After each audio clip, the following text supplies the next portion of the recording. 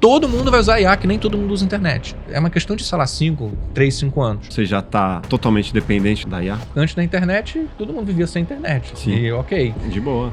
E hoje vai falar de viver sem internet. Não dá. Tem gente que não usa IA e tal, mas assim, cada vez menos a gente vai lembrar de como era a vida sem IA. IA pode eliminar até 92 milhões de empregos. Não é a IA que vai tirar teu emprego, é alguém que usa IA. Sim. Né? Então, profissões mais afetadas, e essa é uma coisa que a gente não achava que ia acontecer, né? A gente achava que ia automatizar o serviço de limpeza doméstica, a Rose dos Jetsons, né? O cara que tá no escritório, é o analista de RH, o analista de marketing, o editor de vídeo, atores, dubladores. Qual é a teoria mais bizarra que você costuma ouvir sobre IA? A IA vai desenvolver consciência. Me explica como é que é a consciência para eu poder explicar para a máquina, porque para eu desenvolver um software, alguém tem que definir como o software vai ser feito. A IA vira uma coisa assim, como se fosse uma entidade que pode fazer qualquer coisa, mas não é. É um desenvolvedor, um programador. Por conta própria, ela vai desenvolver essa... Aí vem aquela questão filosófica. Assim como a vida surgiu do nada, né? A inteligência na IA pode surgir do nada.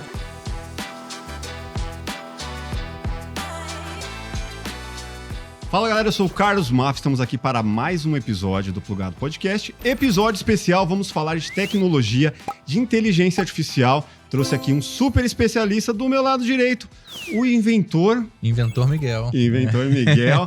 Miguel Lanes, é isso mesmo? Miguel Lanes. Pô, seja bem-vindo. Uma honra estar aqui falando com você sobre esse tema da inteligência artificial que está...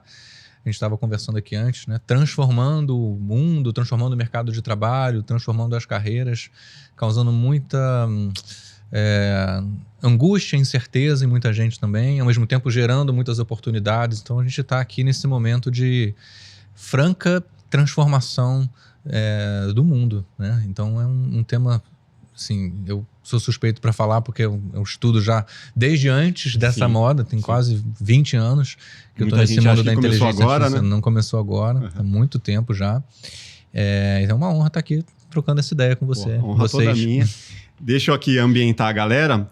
Então, o Miguel é formado em Engenharia da Computação pela Federal do Rio, especialista em Sociologia, Política e Cultura pela PUC também do Rio, trabalhou por 10 anos no mercado financeiro, diretor de IA e coordenador dos programas de pós no Grupo Exame, fundador da Inventos Digitais e vindo diretamente de Lisboa, Portugal. Que honra, hein, ter você por aqui. Perfeito, exatamente. Bastante coisa já. Vim direto. Eu fico nessa ponte oceânica, né? Portugal, Brasil, de vez em quando para os Estados Unidos também. E percebo, né, como que a inteligência artificial também vai se desdobrando de maneiras diferentes, né, entre os países. Tem sempre essas estatísticas do pessoal mais otimista. A IA vai gerar tantos milhões ou trilhões de dólares na economia. Em quais países, né? Essa é uma das primeiras questões, assim, quando a gente discute a geopolítica da inteligência artificial. Será que esses empregos vão estar concentrados nos Estados Unidos, na Europa, na China, ou vão estar no Brasil, na Índia? Será que o rico fica cada vez mais rico e o pobre cada vez mais pobre? É uma possibilidade. É uma possibilidade. E, de fato, eu percebo e eu sinto muito essa diferença de visão em relação ao desenvolvimento da IA. Os próprios europeus, eles se colocam dessa forma, então eles nem ficam ofendidos quando eu falo. É assim, os Estados Unidos e China criam as ferramentas. A Índia fornece a mão de obra, os talentos. A Europa cria as leis. Não vai criar nada novo, vai criar as leis. E o Brasil é o tubo de ensaio. Então essa é um pouco a perspectiva que eu vejo do desenvolvimento da inteligência artificial. Dá para dizer que é uma nova guerra fria a busca pela IA? Porque assim, tem lá, China, Estados Unidos disputando fortemente ali a cada mês. Você vê assim, pô, a China tá mais forte agora. Puta, os Estados Unidos lançou uma uma disputa. A Guerra Fria tinha uma questão assim que não tem tanto na IA, que era... se escondia, né? Tipo assim... Era a Rússia e Estados Unidos, né? E os Estados Unidos não sabia o que a Rússia estava fazendo e ele não conseguia aproveitar o conhecimento desenvolvido lá para aprimorar as suas bombas. Com a IA não é assim. Então, por exemplo, boa parte das DeepSeek, ferramentas, né? boas partes das ferramentas desenvolvidas na China foram aprimoramentos de ferramentas desenvolvidas nos Estados Unidos. E ferramentas dos Estados Unidos também se apropriam muito de coisas que foram desenvolvidas na China. Os chips, por exemplo, uma empresa americana que é dona da patente, mas boa parte dos chips eram produzidos na China. Sim. E agora eles estão tentando mudar essa dinâmica até para não vender chips para a China. E isso fez com que a China pegasse o modelo americano e desenvolvesse um modelo mais eficiente que não dependia dos chips americanos. Mas não é uma força-tarefa. Rola ali. Mas ao mesmo tempo não é uma coisa... não existe uma iminência de uma bomba, sabe? Não sim. Então não tem não essa... é uma disputa de poder. Não é uma disputa que vai levar ao fim do mundo, sabe? Uma coisa assim. Mas é muito mais uma característica mundial que não tem a ver com inteligência artificial do que inteligência artificial. Mercadológica, talvez? Já há uma disputa no mundo há muito tempo, Estados Unidos e China. Sim. Não é a IA. A IA é só mais um campo. Eles também disputam em, sei lá... Carros elétricos, espaço, né? Foguetes, etc. E a inteligência artificial, como ela está muito na moda hoje, ela acaba ficando mais em evidência. Mas não é uma guerra fria da IA, especificamente. É uma guerra entre os... É uma disputa entre os países para ser o protagonista, né? O mais avançado, o mais poderoso, o mais rico, né? O que detém o poder e a capacidade produtiva relacionada a essas tecnologias. Sim. Não a IA como uma delas, mas não só. Você falou de moda, né? Eu vi na sua bio lá que você passou por sites, criação de apps, criptomoedas. Peguei todas, cara. Será, eu te pergunto, que a IA pode ser também uma onda, uma moda, que daqui a 2 anos a gente fala, a gente apostava bastante na IA e agora não se fala muito? Não, eu nem uso muito esse conceito de IA como uma onda, porque não é uma onda. A internet foi uma onda? Não. Isso não significa que aconteceu uma bolha da internet. Então, a internet surgiu, aconteceu uma expectativa gigantesca sobre a internet, a bolha.com, e o mercado desabou. Mas a internet não acabou. Sim. E se provou uma tecnologia, né, uma forma de você trabalhar extremamente relevante, que mudou massificável, que mudou a humanidade. Mudou a forma como a gente trabalha. Alguns empregos perderam relevância, outros empregos, novas indústrias surgiram. E a inteligência artificial, ela está no mesmo nível, talvez seja mais potente do que a internet. Porque a internet, ela não pressupunha a capacidade das máquinas de criarem algo de uma maneira mais autônoma, né? E a inteligência artificial, ela propõe isso. Sim. E a inteligência artificial, ela só... A que a gente conhece, né? O GPT, né?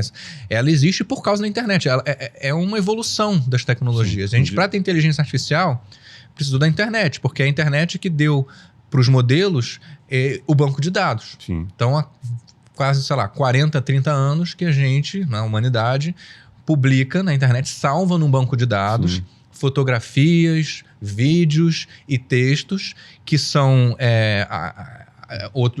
os processadores começaram a ficar mais potentes e hoje eles conseguem calcular quais são as palavras que ficam bonitas perto umas das outras. Mas eles só conseguem fazer esse cálculo porque a gente estava jogando na internet esses textos e também estavam gostei desse texto, não gostei. Né? Então, criando os parâmetros que treinam esses modelos.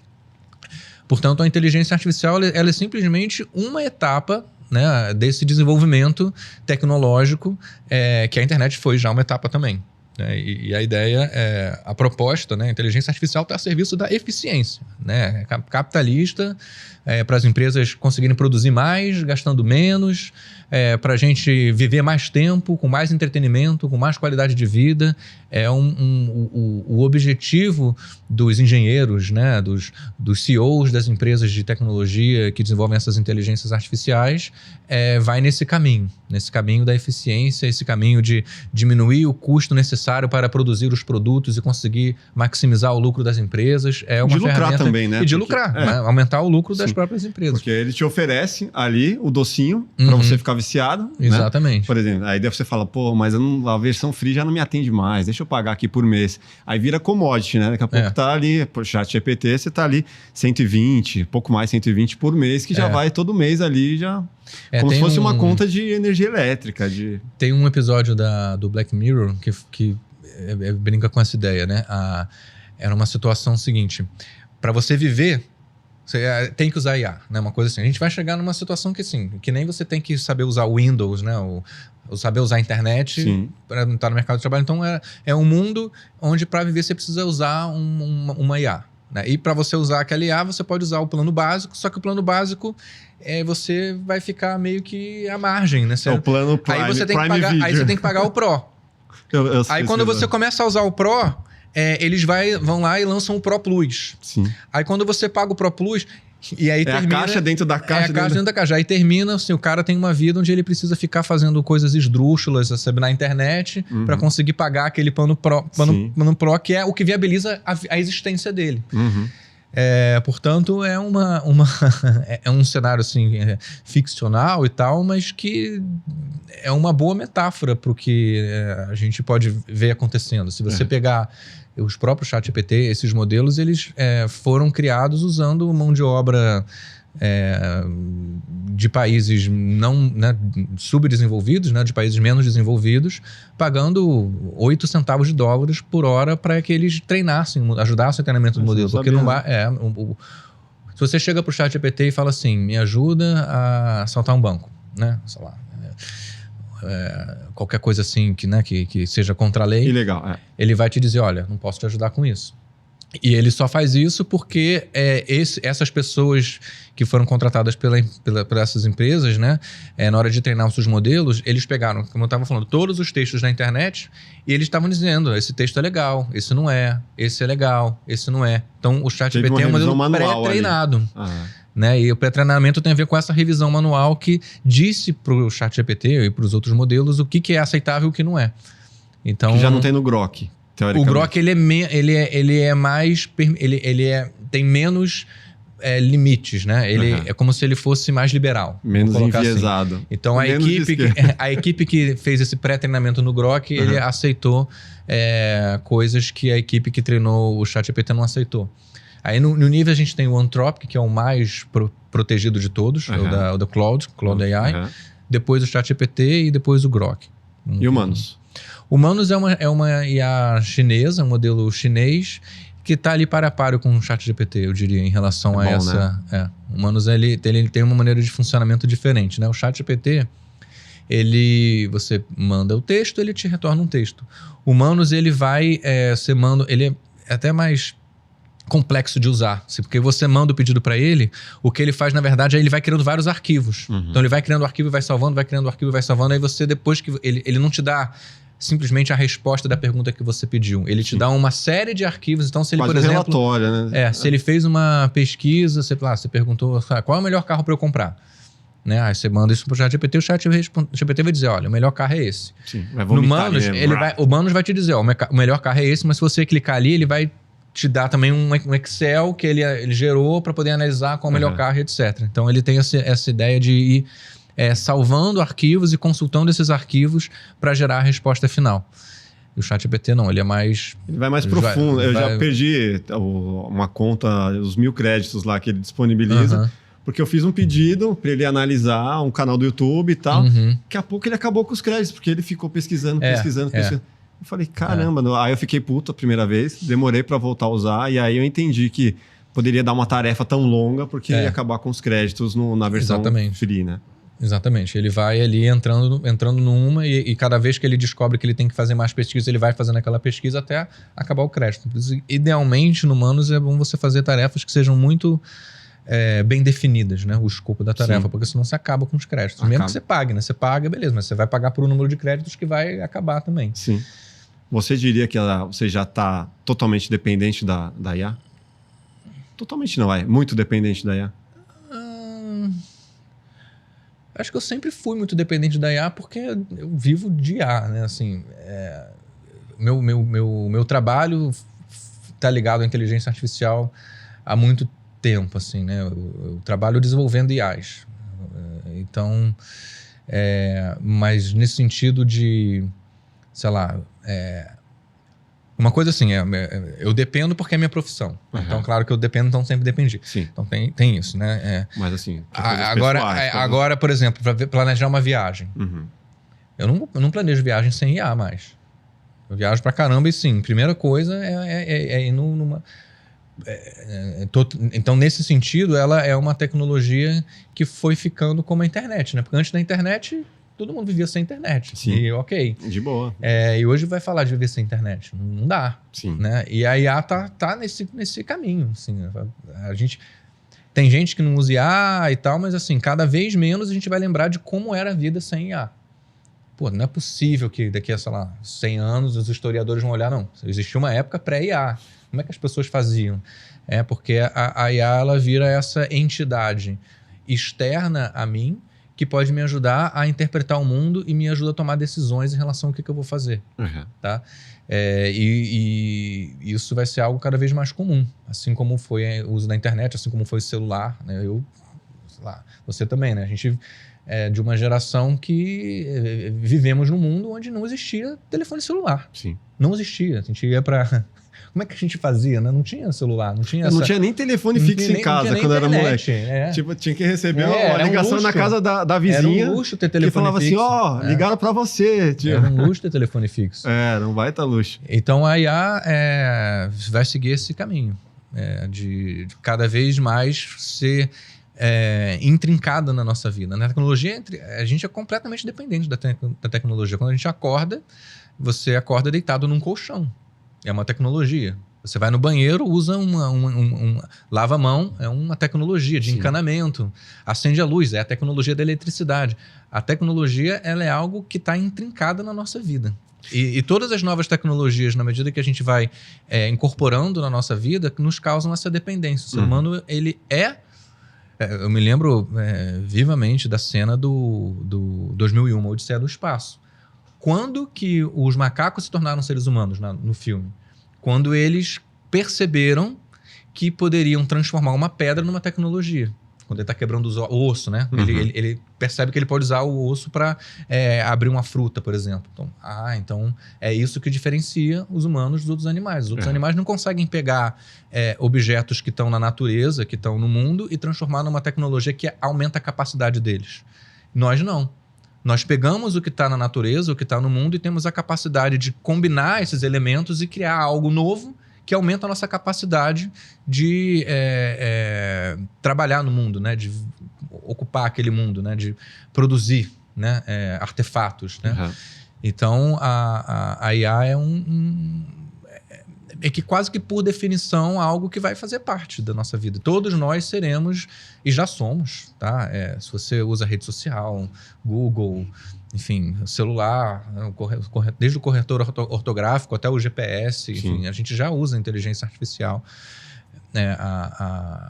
Não é algo exatamente novo a nossa dependência pela inteligência artificial. O que muda é a forma como a gente usa, né? Talvez ela seja mais acessível do que antes, porque a inteligência artificial do Instagram, do YouTube e tal, ela não era uma coisa que eu controlo, né? É uma coisa quase invisível. Nem sabia que estava usando IA. Mas hoje, quando você vai no Instagram, há um conteúdo na tua frente. E esse conteúdo é um conteúdo que a inteligência artificial tentou prever que é o conteúdo que você vai mais gostar de assistir, ou que vai te deixar mais tempo dentro da plataforma. Algoritmo, né? O algoritmo, a gente chama de algoritmo, mas é uma inteligência artificial. Que faz o quê? Que aprende, né? Usa o machine learning para aprender a te fornecer um conteúdo que te deixa mais tempo dentro da tela. A mesma coisa o Netflix, a mesma coisa o YouTube, a mesma coisa a Amazon. Praticamente todos os sites hoje na internet já tinham, antes do ChatGPT, uma inteligência artificial para que tentava o tempo todo aprender a maximizar o número de produtos que você vai comprar, ou o tempo que você vai ficar dentro da plataforma, ou o número de cliques que você vai dar, ou o número de comentários, ou o número de engajamento, enfim. Né? Cada plataforma tem o seu KPI, o seu indicador.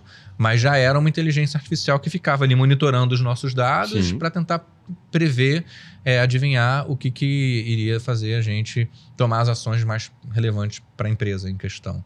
Em relação à educação, eu tenho 3 filhas e muito me preocupa o rumo que a IA pode dar para a educação. Do que elas estão estudando hoje, será que vai ser relevante da mesma forma? Sim, eu sei que conhecimento nunca vai ser em vão, né, o que elas estão estudando, mas sim, às vezes eu penso, nossa, minha filha, a mais velha de 16, está na fase de pensar em qual curso, qual a faculdade que ela vai seguir. E ela me perguntou recentemente, pai, eu estou pensando em ir pro seu universo, design, cinema, o que você acha? Pô, tive uma conversa de meia hora, porque me vem tudo que eu vejo, né, de inteligência artificial, quanto ela interfere, e não sei o que vai ser daqui a 6 meses, daqui a 4 anos, quando ela se formar, menos ainda. O quanto te preocupa essa transformação que isso pode gerar na educação e nos jovens, né, nas crianças que estão ali lidando muito com ela? Uma vez eu fui dar uma palestra para alunos do ensino médio. Eu fui professor de ensino fundamental, de ensino médio, de tecnologia, antes da IA. Aí, recentemente, eu estava dando uma palestra, né, para alunos do ensino médio. Aí um aluno levantou a mão ali, lá atrás, esses do fundo, sabe? Espertão do fundo. Não, que agora, quando a professora manda o dever de casa, eu mando pro ChatGPT, ele faz e... Aí eu falei, ok, então, por que a professora mandou você fazer um dever de casa? Por que a professora pede para você fazer uma redação sobre a Revolução Francesa? Não é porque ela quer ler o texto que você vai escrever. O objetivo não é esse. O objetivo não é você entregar um papel com caracteres escritos para a professora. Não é esse o objetivo. O objetivo é que você produza uma reflexão sobre um fato histórico que aconteceu centenas de anos atrás e que é decisivo para a tua vida hoje. Sim. Para você formar uma compreensão de mundo que vai muito além do superficial em relação para você entender qual é a nossa história, de onde a gente vem e que você reflita sobre isso, né? Então você tem essa opção de não aprender nada, né? E, portanto, ser um sujeito ignorante, alienado em relação ao mundo que você vive. Ou você tem a opção, por exemplo, de usar a inteligência artificial e pedir para ela se comportar como Napoleão Bonaparte. E conversar com o Napoleão, né, com uma imitação do Napoleão sobre como é que foi para ele a Revolução Francesa. Era um jovem, né? E como é que ele viveu aquilo ali. E aí você faz uma reflexão sobre isso, escreve uma redação sobre como Napoleão. Foi a conversa que eu tive com o Napoleão sobre a Revolução Francesa. Quem é que vai aprender mais? Quem é que vai tirar a melhor nota? Quem é que vai se dar melhor no mercado de trabalho? É aquele que conseguir usar as tecnologias e os recursos disponíveis para aprender e para gerar reflexões que são relevantes para a própria vida e para a vida dos outros. Portanto, a inteligência artificial ela pode estar a serviço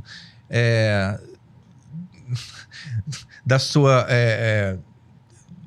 preguiça, né? Então, você pode ser um desserviço para você. Para entregar qualquer coisa. Para entregar qualquer coisa. Mas você vai estar usando ela de uma forma estúpida. Esse é o ponto, né? E, ao mesmo tempo... É algo incrível você conversar com o Napoleão sobre a Revolução Francesa. Ou você, com outro exemplo muito, muito legal, é o aluno que ele chegou para a professora de literatura. Isso foi a professora que me contou. O aluno chegou para mim, professor de literatura, no ensino médio, até hoje. Isso desde a época que eu estou na escola, a gente tem que ler o livro Dom Casmurro, Machado de Assis, né, que é a história do Bentinho com a Capitu e tal. E aí ele chegou para a professora e falou: professora, eu descobri. A Capitu traiu o Bentinho. Eu pesquisei na internet, ninguém sabia, mas eu descobri, ela traiu. Aí, professora, mas como é que você descobriu? Então, eu pedi para a IA se comportar como a Capitu, fui conversando com ela e ela lá pelas tantas me confessou. Me confessou e é isso, agora eu já sei, está desvendado o mistério. Aí a professora ficou desconfiada, falou: deixa o Joãozinho, deixa eu ler aqui os prompts. E aí ela viu nos prompts que ele, na verdade, induziu a IA. Para que a IA desse aquela resposta. Aí, certo momento, ela falou, talvez... E aí foi essa lição que ela deu. Olha, a inteligência artificial ela tem o seu viés, percebe? E a grande beleza do livro é justamente o fato de você não ter uma certeza. Você está lendo isso agora com 15 anos, mas você pode ler com 30 e você achar outra coisa. Portanto, isso não é um problema que a IA vai resolver. Tipo, se a Capitu traiu ou não Bentinho. Isso é a beleza do livro, é a beleza da literatura, é a capacidade que o autor, Machado de Assis, teve de criar uma história ambígua, né? E que fica esse mistério, e a gente não sabe, e cada um consegue dar a sua interpretação. Portanto, saiba que a IA tem o seu viés. Ela sempre vai, de alguma maneira, tender a reforçar aquilo que você quer que ela fale. Por quê?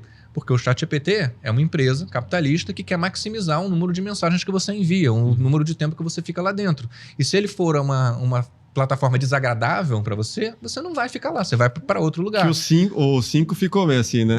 Exatamente. E muita gente reclamou que ele ficou até demais.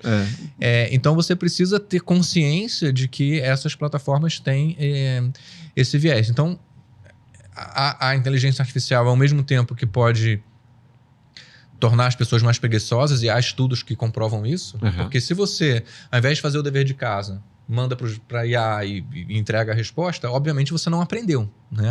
Aprender, esse é um outro estudo que fizeram, saiu até recentemente uma pesquisa formal lá acho que foi o MIT que fez, que era assim, o professor dividiu a turma em 2 grupos, professor universitário. Aí um grupo fazia o exercício com IA e o outro grupo sem IA. Aí o grupo que fez com IA resolveu rapidinho, assim, terminou, entregou. E o grupo que fez sem IA demorou mais tempo, mas também resolveu o exercício. Conclusão, o IA é muito melhor, você resolve mais rápido e tal, beleza. Aí passou umas 2 semanas e o professor voltou com aquele mesmo exercício. Vamos retomar, né? Quem usou IA não lembrava do exercício. Não fixou nada. Não lembrava da resposta, não lembrava do exercício. E quem não usou, lembrava da angústia que foi não ter a resposta. Sim. Lembrava, né, de terem errado. Sim, do caminho das pedras. Portanto, assim, o aprendizado, e nesse contexto de aprendizado, há de se ter um uso muito cuidadoso da IA, porque o objetivo não é, quando você está fazendo uma tese de mestrado, né, doutorado, de novo, o objetivo não é você ter um livro com vários caracteres escritos. O objetivo é você produzir uma reflexão, uma pesquisa sobre um assunto que não há resposta pronta, a IA só te dá o que já está de alguma maneira pronto.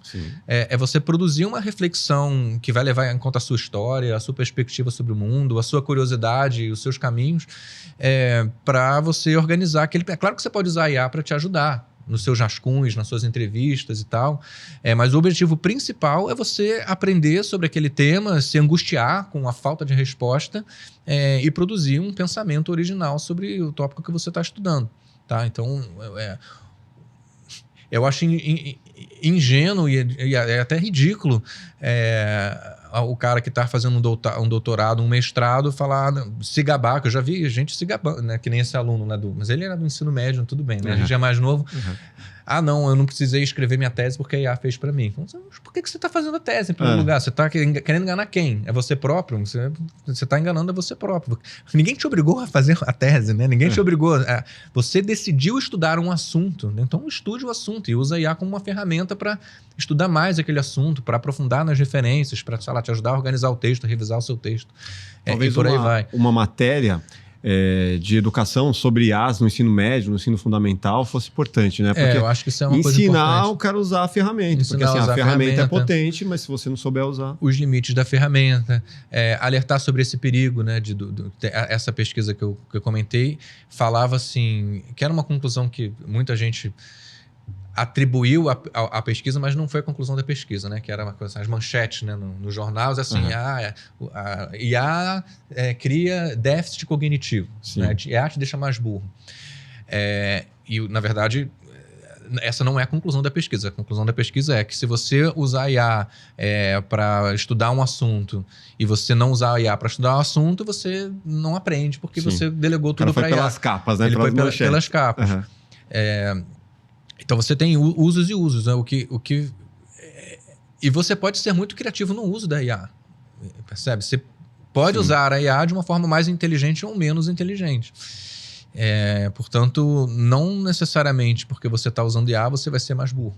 Mas se você deixar de aprender, você não terá aprendido. É meio que uma coisa óbvia, né? Então você pode se iludir de que está aprendendo alguma coisa ou de que está produzindo alguma coisa quando você delega para a IA. Mas é uma ilusão. A IA, ela pode provocar essa ilusão. Por isso é importante alertar, e um dos meus papéis é esse, né? Alertar as pessoas dos riscos, né? E esse é um dos riscos na área de educação. Usar a IA com intencionalidade, né? Não para você fazer o dever... Porque não é a eficiência que está em jogo, percebe? Quando você está aprendendo. O aprendizado é um processo de ineficiência do cérebro. Os neurônios estão tentando fazer ali a sinapse, não está conseguindo, e você está tentando assimilar aquele conceito, você não está conseguindo, aí você tem que ler 2, 3, 4 vezes, 5 vezes. Um problema de matemática, né? Um problema de matemática que você erra e depois acerta. Quantas conhecimentos eu aprendi porque eu errei. Né? E se a IA me dá a resposta pronta, ela me tira a oportunidade de de errar. Né? E aí, pensando em fundamental e médio, aí 20 anos se passam, aí você se depara exatamente com algo que você estudou lá, você fala, nossa, eu lembro disso, na aula de biologia, na aula de matemática, eu já vi isso. E aí reconecta tudo e você entende o que você, por que você estudou, né? Lá. Exatamente. O ensino básico, eu falo isso porque assim, é muito comum a gente ver as críticas ao ensino básico, né? Ensino fundamental, ensino médio, eu próprio fazia muitas críticas. Mas ao mesmo tempo, não tem outra solução, entende? Porque, sei lá, esse exemplo é comum. Por que eu vou ficar aprendendo sobre as briófitas e pteridófitas, que não serve nada para mim? Ou então, por que eu vou aprender sobre senos e cossenos se eu quero ser escritor? Só que a verdade, quando você está ali naquela faixa etária de, sei lá, 6 a 18 anos, e você tem uma instituição que serve para educar, para reproduzir o padrão cultural que existia antes, que é organizar todo o nosso conhecimento para te dar base, instrumentalizar, né? Para formar, né, as pessoas. Você precisa ofertar da maneira mais genérica possível todas as opções. Porque como é que o biólogo hoje se interessaria pela biologia se lá na escola ele não tivesse ouvido dizer que existia briófitas e pteridófitas? E como é que o matemático iria se interessar pela matemática se ele não soubesse lá atrás que existia senos e cossenos? Você não sabe se o cara vai ser um matemático quando você ensina senos e cossenos ou se o cara vai ser um biólogo quando você ensina pteridófitas e briófitas. Você precisa oferecer uma variedade muito grande de assuntos. E aí é muito fácil você ficar de fora do sistema educacional dizendo, não, a aula de sociologia é inútil, a aula de filosofia é inútil, a aula de... vamos ter só português e matemática. Mas o mundo... Então, assim, ao longo de séculos, a gente vem tentando, como humanidade, entender quais são as disciplinas mais elementares, né? Geografia, história, né? Que eram estudos sociais, educação física, matemática, português, sociologia, e vai mudando, né? Sim. Então, assim... Não é uma coisa que surgiu ontem que alguém inventou a regra e colocou lá. A gente vem lapidando esse sistema. Há uma inteligência artificial, né, que não está nos computadores, mas é artificial porque foi criada por nós, que construiu esse sistema educacional, que com todos os problemas que ele tem, conseguiu gerar bastante progresso econômico, né, comparado com uma situação onde não tem escola, né, onde não tem sistema educacional. Então, a inteligência artificial, ela vem como algo que torna isso ainda mais complexo, né? O desafio da escola, da educação, é ainda mais complexo por conta das tecnologias. O que muita gente reclama também o formato, né? Aluno sentado, professor falando. Mas, ao mesmo tempo, isso um problema. A crítica, né? É um problema. A crítica é válida, mas qual é a solução? Porque eu preciso massificar. Eu tenho muito mais alunos que precisam aprender do que professores para ensinar. Isso é um fato. Eu trabalho com educação há muito tempo. Sim. É péssimo. Na minha faculdade, eu tinha aula com, sei lá, a turma era 80 pessoas e um professor. Álgebra linear computacional. Um negócio super complicado. Mas é isso. Quantas pessoas são capazes de explicar álgebra linear computacional no mundo? E quantas pessoas precisam aprender isso? Então, a crítica é um problema que não é solúvel, porque a educação ela não tem escala. Não é escalável. Você não tem... E aí a inteligência artificial acaba tornando o problema um pouco menos difícil, porque agora eu posso ter uma IA que explica para mim aquele conceito de diferentes formas, se adapta às minhas dificuldades de aprendizado. Eu não preciso esperar o dia seguinte para tirar dúvida com o professor, eu consigo ter mais personalização. Eu posso ter uma agente, escola, né? ela é uma solução problemática, né? Para um problema que, na verdade, não é solúvel. O ideal... É uma solução problemática é uma solução problemática, mas não tem uma solução melhor. Tá. Para o problema da massificação. É o que temos. É que nem, sei lá, muita gente fala sobre a democracia, né? É a mesma coisa. Não é perfeito, mas é o melhor que tem. O próprio capitalismo não é perfeito, mas é o melhor que nós conseguimos fazer. Sim. O ideal é que você tivesse e as famílias nobres de muitos anos atrás, você tinha um tutor. Os reis tinham um tutor que era dedicado, é 1 para 1. Sim. Só que você não tem como fazer educação 1 para 1. Você tem que criar um sistema que é imperfeito, é uma solução imperfeita para um problema complexo. Tá. A escola é uma solução imperfeita para um problema complexo, porque não tem como você ter a solução perfeita que é 1 para 1. Com a IA você consegue se aproximar disso. Porque você pode ter todo aluno hoje tem um tutor muito paciente e muito inteligente para ajudar ele no processo dele de aprendizado. Hoje isso é possível com a inteligência artificial. Mas não substitui o professor ao mesmo tempo, né? Ao mesmo tempo, o professor tem um assistente de ensino que pode ajudar ele a dar melhores aulas. Então, a inteligência artificial pode ajudar, nesse caso, como também pode ajudar na preguiça do aluno não querer mais fazer o trabalho. Então, tu não tem uma resposta simples, né, para esses problemas complexos. Eu peguei 2 capas aqui. Uma que fala assim, IA pode eliminar até 92 milhões de empregos, mas essas profissões devem sobreviver. Isso global. Aí vem outra aqui falando sobre o Brasil. A maioria dos brasileiros não tem medo de perder emprego para IA, diz pesquisa. O brasileiro ele não tem medo porque ele está por fora, porque é pouca educação, deveria ter medo. Qual que é a sua visão? Essa frase já virou aquele clichê, mas não é à toa. Não é a IA que vai tirar teu emprego, é alguém que use IA. Né? Então, eu não acho que as profissões vão sumir assim, de uma maneira geral, tá? Mas elas vão ser muito transformadas. Sim. Então, um advogado que não se atualizar e aprender sobre inteligência artificial, ele vai perder espaço no mercado em comparação com o advogado que... Ele vai atender uma quantidade muito menor de clientes. Exatamente. Vai atender uma quantidade menor de clientes, ele vai demorar mais tempo para fazer as tarefas, ele vai ter menos eficiência, exatamente. Então, mas não vai acabar o advogado. Sim. Porque o trabalho do advogado não é meramente escrever peças jurídicas. O advogado tem uma série de atividades sociais que a IA não vai substituir. Sim. A IA não vai lá falar com a família, não vai fazer eu tô fazendo lá meu divórcio. É. Eu não quero um robô para fazer, eu preciso ter um advogado. Ele tá no mesmo barco que eu, né? O advogado é um ser humano que paga boleto e tal, e ele tem uma interação comigo que não é robótica, sabe? Sim. Ele entende da minha vida, entende dos meus dramas, ele entende o contexto. Ela não vai no tribunal lá te Não vai no tribunal, ele sabe quem é o juiz, ele sabe qual é o caso, ele tem a experiência dele, o feeling dele sobre o que vai acontecer. O desenrolar. Ali do processo. Então a gente tem esse gráfico, né? Eu falo muito isso lá nas nossas aulas, lá na Exame, no MBA. Imagina assim, um eixo é um nível de... O eixo Y, né? É o nível de interação social da tua profissão, né? Do teu trabalho. E o outro eixo, o eixo X, é o nível de criatividade do seu trabalho. Sim. Aí você imagina 4 quadrantes. O quadrante aqui de cima são atividades que demandam muita interação social e muita criatividade. Essas, sei lá, psicólogo. Tá? Essas atividades, massagista, demandam muita interação social. Sim. Essas profissões serão menos afetadas pela IA.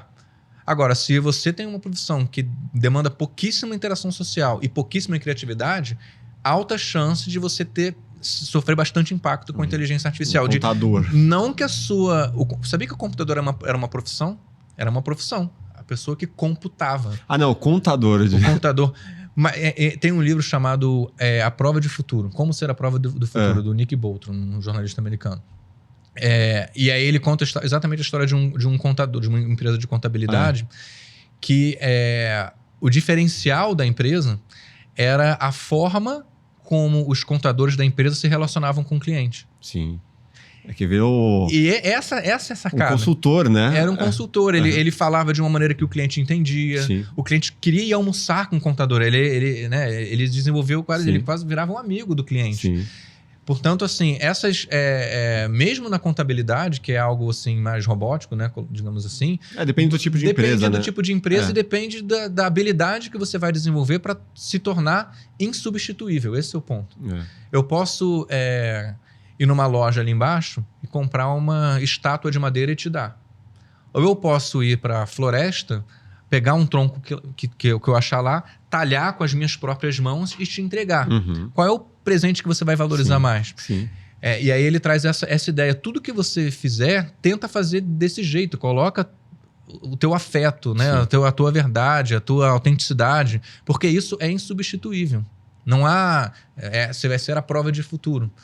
E você pode fazer isso como um contador, você pode fazer isso como um artista, você pode fazer isso como um músico, você pode... Né? Então, uma personalidade, né?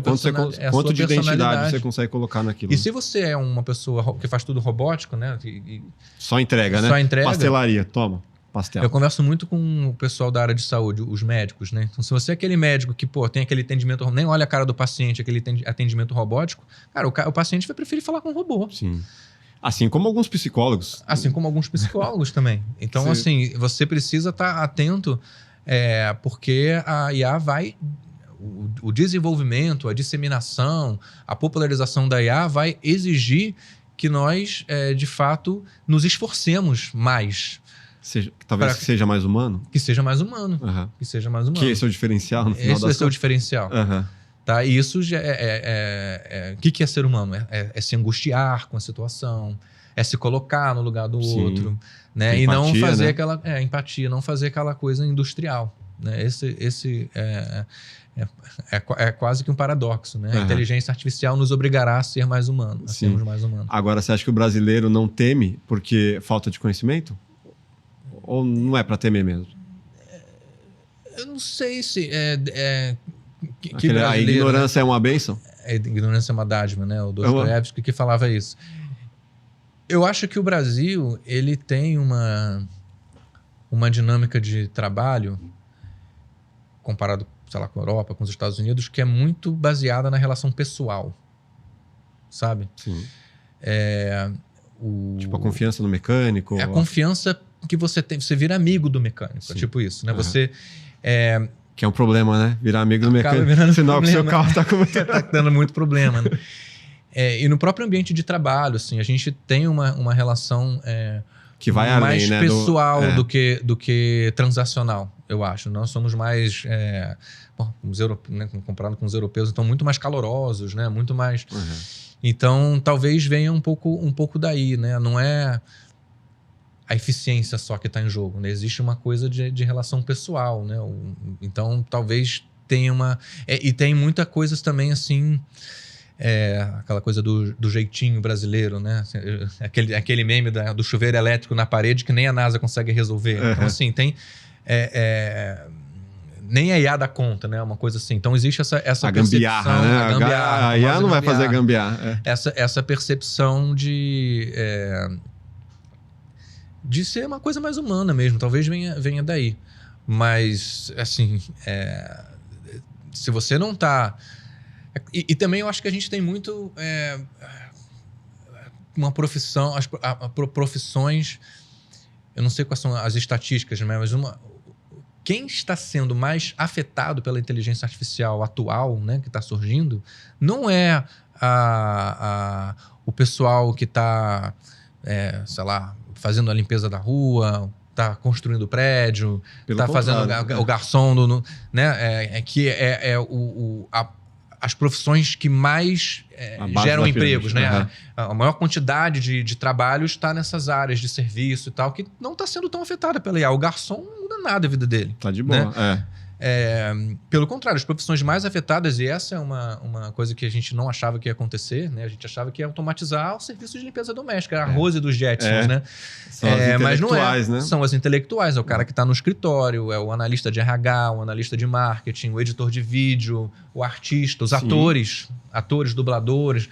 Essas profissões estão sendo mais afetadas do que aquelas profissões que nós achávamos que iríamos automatizar. Muita gente já pensando, vou virar jardineiro, vou virar... Então, talvez sejam também daí, como a gente tem muitas profissões que de fato, né? E repara, o garçom é uma profissão que tem altíssima interação social, né? são profissões que, talvez por isso também tem essa percepção, que não vão ser tão afetadas pela IA por conta não tem tanto interesse em automatizar aquilo, né? Em tornar eficiente o trabalho ali do garçom, substituir o garçom por um robô.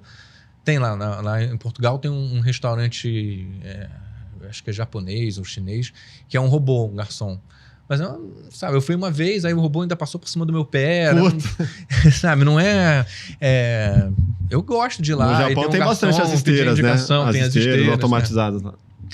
O Japão e os orientais têm uma relação muito mais saudável com as máquinas do que nós aqui no Ocidente, né? A máquina, ela recentemente aqui em São Paulo, deve uns 2 anos, teve uma exposição na Casa Japão. Acho que é Casa Japão o nome. Tipo uma casa dedicada ao Japão aqui em São Paulo. Que era sobre robôs. E aí eu vi lá, né, a linha do tempo e tal. O Japão entende os robôs como a parte da natureza. Tipo assim, tem o gato, o cachorro e o robô é uma companhia a mais. Eu me lembro que eu tinha o Tamagotchi, né? Quando eu era jovem, Sim, que era um bichinho e tal. virtual, né? E a gente aqui no Ocidente, a visão que a gente tem das máquinas, né? Da IA é como um alienígena que vai, né, vai desenvolver poderes sobre-humanos e vai dominar, vai nos dominar. Mas isso vem de cultura americana também. Isso vem da nossa ficção científica, Hollywood, é o Ocidente. Né? A gente é fortemente influenciado por essa visão sobre as máquinas, que não é a mesma visão que eles têm lá no Ocidente, né? No Oriente, né? No Japão, parte da China. Mas eles são muito mais depressivos e muitas vezes eles têm... Solitários, né? Solitários, aí eles têm a companhia dessas...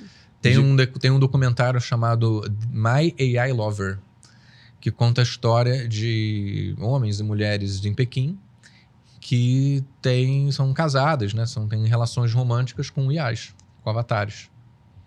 Então isso é uma coisa bem comum. Bem, né? Black Mirror. É bem Black Mirror. Mas é real, um documentário real. My AI Lover, um documentário do New York Times. Na área política, você acredita que a IA ela poderia ser muito mais eficiente do que muitos governos? A Albânia, recentemente, lançou um projeto de que eles querem substituir o político pela IA, né? Os políticos pela IA. Não é essa ideia de que vai tornar a política mais eficiente. Mas repara só que a política, né? As decisões políticas, elas não são determinísticas. Não tem um certo e um errado.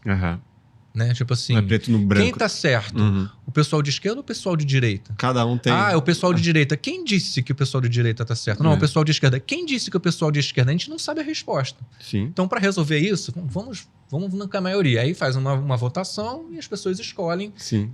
Qual é o momento? Qual é a visão de mundo que elas querem que prevaleça. E aí, esse tema especificamente eu falo porque você até comentou aí, eu sou especializado em sociologia política. Exatamente. E o meu projeto de conclusão foi um site chamado Repolítica, em 2010, que eu criei esse site, Repolítica. E a ideia do Repolítica era uma inteligência artificial que te recomendava o candidato ideal para você votar. Você ia lá na ferramenta, colocava teus valores, etc, etc, e ele te dizia, olha, você deveria votar nesse candidato. Seria um algoritmo. Era um algoritmo. Aí eu fiquei assim, eu lancei, né, fiz a plataforma, lancei, viralizou na época, a gente, sei lá, quase todos os políticos usaram, um monte de gente usou o Repolítica. E no final eu cheguei à conclusão de que não faz o menor sentido, porque não é determinístico, entendeu? Se eu tiver um algoritmo que indica quem você deve votar, por que você vai ter que votar? Se eu tiver um algoritmo que consiga tomar a decisão sobre é melhor investir na educação ou é melhor investir, sei lá, em armamentos, por que eu vou ter pessoas discutindo o tema? Não tem certo e errado. Sim. É a mesma questão da escola, não tem como você resolver o problema. Então, temos uma solução imperfeita, né, para um problema complexo. Esse que você fez era tipo um algoritmo aquele teste que você faz para saber o seu espectro político, se você é mais de direita, mais de esquerda. Só que ao invés de porque, vereador, né, você tem 5.700 cidades, cada cidade tem, sei lá, centenas de vereadores. Sim. Muito específico. Muito específico. Então, como é que eu escolho o vereador que eu vou votar? Ou o deputado federal ou o deputado estadual? Porque tem muitos candidatos para cada um desses cargos. Então, a ideia do site era essa. Você coloca ali as suas preferências, e ele te dá um ranking dos candidatos que são mais parecidos com você. Deve dar para fazer isso no GPT hoje, né? Hoje em dia dá para fazer isso no GPT. Mas, assim, se a gente falar assim, então, acreditar que o GPT vai dar essa resposta, percebe que a gente está dizendo, no final das contas, de que eu não preciso ter votação, de que eu não preciso ter um político, e se a gente levar isso às últimas consequências, você está dizendo que há uma resposta, há uma verdade absoluta que vale igualmente para todas as pessoas. Uhum. Isso não é bem assim. Entendeu? Mas e um governo aliado da ferramenta, tipo, ele já vender a proposta de, o meu governo, eu vou ter o uso de todas as inteligências artificiais para poder governar melhor, ou uma inteligência artificial específica, e ele for eleito a partir desse discurso? Existe um deputado na Inglaterra que era exatamente isso, era um AI. Na verdade, era uma pessoa, porque para você ser candidato, você tem que ser uma pessoa física. Primeiro você tem que ser humano. Tem que ser o ser humano. Uhum. Você pode dizer, olha, eu sou um ser humano e eu vou... Tem um político em São Paulo, que acho que é o Pedro Marcum, o nome dele. Que ele tem essa proposta. Eu sou um ser humano, eu vou ser eleito, mas na verdade quem vai governar é uma IA. Isso não sabia. Só que isso é um discurso. Porque a IA tem viés dele. Sim. A IA tem o viés a da canetada vai ser dele. Exatamente. E tem uma outra coisa.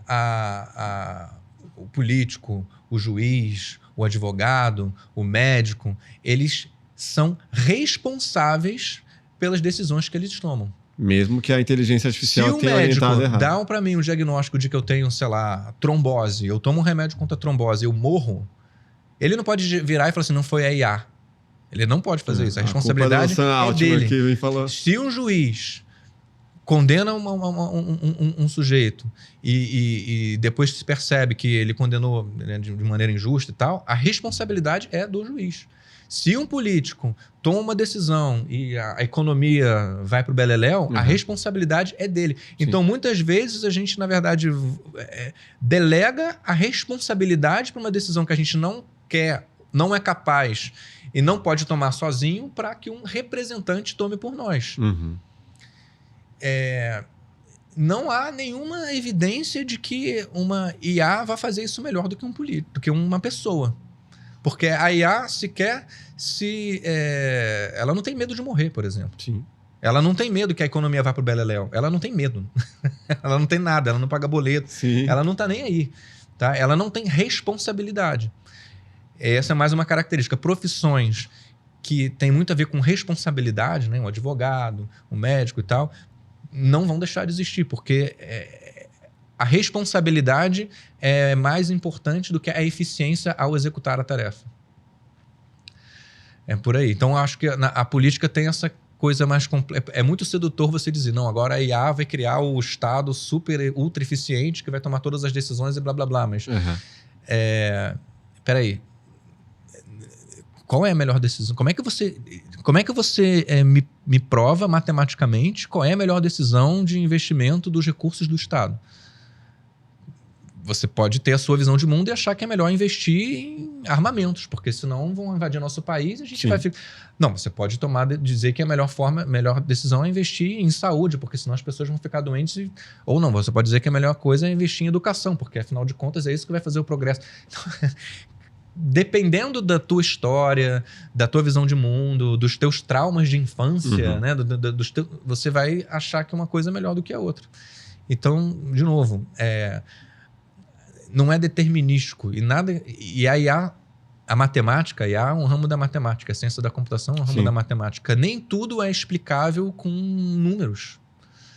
Tem uma quando a gente faz a faculdade de engenharia de computação, a gente tem uma disciplina de sistemas operacionais que a gente fala de vários paradoxos que as máquinas não conseguem resolver. Por exemplo, há uma cidade que tem um barbeiro e esse barbeiro faz a barba de todo mundo que não faz a própria barba. Quem faz a barba do barbeiro? Não há resposta para essa pergunta. Ele mesmo? Não, porque se ele mesmo faz a própria barba, ele não pode fazer a própria barba, né? Porque ele faz a barba de todo mundo que não faz a própria barba. Então é um paradoxo. Entendi. Não há resposta. Percebe? A matemática ela não é capaz de responder essa pergunta. Portanto, há muitas perguntas que a inteligência artificial não vai conseguir produzir resposta. Porque ela é número, né? Ela é preto no branco. Sim. Então, e a política... É lógico, né? É lógico, é preto no branco. Você acreditar que a IA vai resolver todos os problemas é você, na verdade, acreditar que é tudo determinístico. Uhum. Que tudo é simplesmente uma conta que já tá tudo definido. Né? Que não há o imprevisível, que não há o imponderável. É uma questão filosófica, na verdade. A inteligência artificial surgiu em um artigo para o Departamento de Psicologia e Filosofia, na Inglaterra. O Alan Turing escreveu um artigo para esse departamento onde ele trazia o jogo da imitação. A máquina ela tenta imitar o ser humano. Será que nesse jogo da imitação a máquina pode pensar? Que nem nós seres humanos? Uhum. É uma pergunta filosófica, ele não sabia a resposta. Dessa investigação surgiu a ideia da inteligência artificial. Okay, vamos criar uma máquina que aprende conforme os seres humanos aprendem, que aprende com exemplos. Uhum. Então eu vou mandar para a máquina 1 bilhão de fotos de cavalo. Na 1.000.000ª ela identifica se é um cavalo ou não, mas ela não sabe se um cavalo tem 4 patas, um rabo, ela analisa os pixels, né, para determinar se é um cavalo ou não. Assim como nós aprendemos com exemplos. Nós temos neurônios. Eu me lembro meu filho, quando fez 2 anos, ele pegou a caneta, jogou a caneta para cima, a caneta caiu. Aí pegou um copo, jogou o copo para cima, o copo caiu. Aí nunca estudou psicologia, Freud, mas ele já dominava as técnicas de manipulação todas, porque ele aprendeu a fazer gestos, sons e coisa que quase dava mais objetos para ele jogar para cima. E ele aprendeu, sem nunca ter estudado física, a lei de Newton, que objetos jogados para cima caem. Uhum. Por quê? Porque ele tem neurônios no corpo dele que vão registrando o que vai acontecendo. Sim, e é assim que ele vai aprendendo. Uhum. E aí os cientistas da computação pegaram essa ideia e criaram o perceptron. O perceptron é um neurônio artificial. Então, você dá vários exemplos para a máquina e a máquina aprende de uma maneira... Tenta imitar a forma como nós humanos aprendemos. Mas ela tenta imitar, não é uma imitação perfeita. Porque o nosso cérebro, ele... tem um neurologista brasileiro chamado Miguel Nicoleles, que é neurologista. Então, ele estuda o cérebro, né? E ele é muito bom. Estou lendo até, terminando de ler o livro dele, que é uma... Tá em todos os podcasts possíveis. Ele chama assim, Nada Será Como Antes, é uma ficção. E ele fala muito isso, né? O nosso cérebro, ele não é como uma máquina, porque o nosso cérebro, ele se modifica organicamente quando nós aprendemos. Ele muda. A matéria que forma o cérebro se modifica a partir do momento que nós aprendemos algo novo, ou a partir do momento que acontece qualquer coisa com a gente. Sim. A máquina, ela é sempre igual. Se ela aprendeu o que é um cavalo, o que é um gato, ela continua sendo aqueles bits, aqueles bytes, ela não muda organicamente. Mas com a evolução e com mais e mais parâmetros, ela também não se torna mais inteligente? Essa é uma questão filosófica também. Uhum. Porque assim, você tinha trilhões, aí você vai ter mais... A grande questão, e aí, por isso que acaba sendo uma questão filosófica, em algum momento da história da humanidade, né, na verdade, antes da humanidade, antes dos seres vivos, era uma grande, sei lá, uma grande lagoa de lava, não sei exatamente o que era, não existia vida. Uhum. Alguma coisa aconteceu que a gente não tem várias teorias para explicar, que surgiu a vida. E a coisa foi se desenvolvendo, surgiu a inteligência. Será que nessa coisa da IA vai surgir uma outra inteligência que nem surgiu a nossa? Essa não tem resposta para essa pergunta. Um outro ser. É quase uma questão religiosa. É uma questão religiosa. O Deus da IA. No que você vai acreditar? Entendeu? Aí tem gente que acredita, não, sim, a IA vai desenvolver a consciência e ela vai... Tarará, e aí vem a preocupação. Então tá, então, vamos pegar esse argumento. Então a IA vai desenvolver uma consciência. Ok. Aí vem o risco, né? Então, se a IA vai desenvolver uma consciência e nós, quando desenvolvemos a consciência, sobrepujamos todas as inteligências menores do que a nossa, será que a IA, quando desenvolver a consciência e, portanto, ser mais inteligente do que nós, vai fazer conosco o que nós fizemos com as outras formas de vida? Porque se ela fizer, a gente está lascado. Sim. Né? E aí vira essa... por isso que causa tanto medo. Ou a gente vai ter o chip, né? Problemas. Todos terão um chip. Será que essa nova raça que vai surgir vai ser o tal do ciborgue, né? Que é Nós começaremos a ter as IAs implementadas. Eu, por exemplo, eu tenho pino, quebrei o pé, tive que botar pino, então eu tenho parafuso dentro do corpo, eu uso esse anel que tem IA que monitora minhas coisas. Tem aqui também, titânio. O óculos, eu não vivo sem esse óculos, né? O celular, hoje em dia, na palma da mão, tem que ter. Você dorme aqui, ó. É quase um outro cérebro. Né? Então. A minha inteligência, uma boa parte dela está depositada no meu Google Drive, no meu e-mail. A questão é que você pode deixar lá e ficar aqui tranquilo, exatamente, né? Quando ele estiver implantado. Exatamente. O que vai acontecer com essa nova raça, né? E aí é o que o Nicoleles fala no livro dele. Se todos nós passarmos a ter o chip, quem controla o chip controla todos os outros. Então... É o chip do Elon Musk. O chip do Elon Musk está controlando todo mundo. Que surgiu de um projeto, que curioso, de alunos do Miguel Nicoleles. Ah, é? O chip da Neuralink é um projeto de pesquisa de alunos, ex-alunos do Miguel Nicoleles. Aí o Elon Musk foi lá, contratou eles. Quer dizer, tem um brasileiro aí culpado nessa história. Culpado. Eu estava falando da questão da produção audiovisual. Eu estava tendo uma conversa com um parceiro meu aqui do condomínio, que a ideia dele é abrir uma produtora de IA. E ele veio me falar isso ontem, e a gente entrou numa discussão de que eu não acredito que o cliente que compra filmes, né, que compra publicidade, que compra qualquer serviço audiovisual, ele compre pensando na técnica. Assim como eu não vou comprar hoje um vídeo editado no Premiere. Eu quero uma imagem que foi feita no Photoshop. Eu quero uma imagem para vender o meu produto, eu quero um vídeo para vender o meu produto. Tanto faz a técnica. Qual que é a sua visão de produtoras que estão surgindo usando esse pilar da IA como principal pilar? Vou oferecer um valor menor, vou oferecer mais eficiência. Faz sentido? Eu, pessoalmente, como negócio, assim, sou empreendedor, já tive empresa, eu nunca gostei de jogar o jogo do preço, tá? Eu não quero que o meu cliente compre o meu produto porque o meu produto é mais barato. Ponto. Se você quer fazer um negócio que você vai disputar por preço, você quer ser o mais barato do mercado... Ou mais rápido, né? Ou mais rápido e tal. No longo prazo vai ser muito complicado, porque vão ter vários que vão fazer isso. Aí você vai... Exato. Vai virar... A IA tá virando uma commodity, já né? tá virando uma commodity. Então, e é o que você falou. No final das contas, você pega, sei lá, minha rede social. Hoje eu tenho, sei lá, quase 400 mil seguidores e tal. E uma boa parte dos meus vídeos é gerado com IA. Percebi.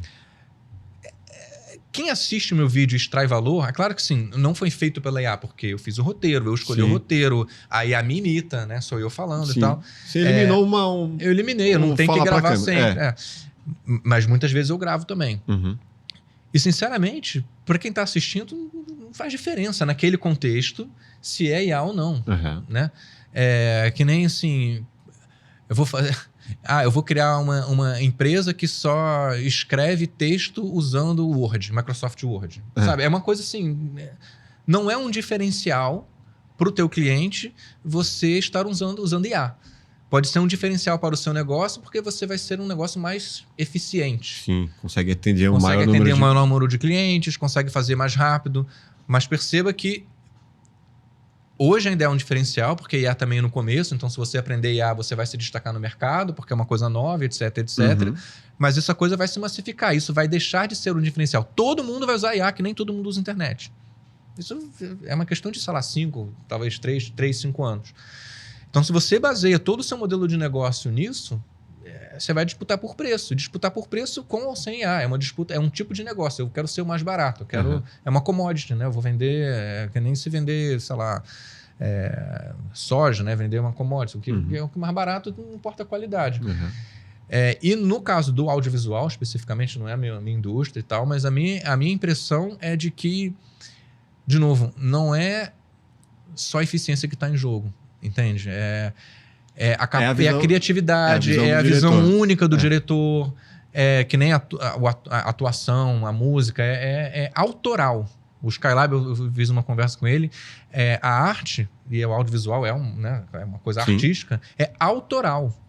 É autoral. Por mais que eu use uma inteligência artificial para imitar que sou eu falando ali, eu sou o autor daquele vídeo. Sim, o critério ali é o seu. O critério é ali.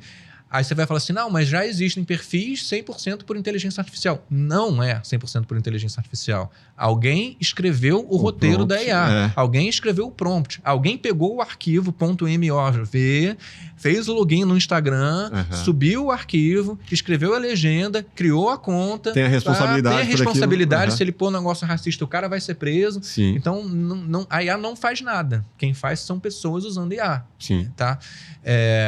Então, assim, eu acho que há um diferencial no momento hoje de eficiência. A sua empresa precisa, a sua equipe, se ela souber inteligência artificial, é isso que a gente estava falando, vai fazer em menos tempo do que o seu concorrente. Então, você vai ter esse diferencial, que não é o diferencial que vai fazer... O cliente não vai te contratar porque você usa IA.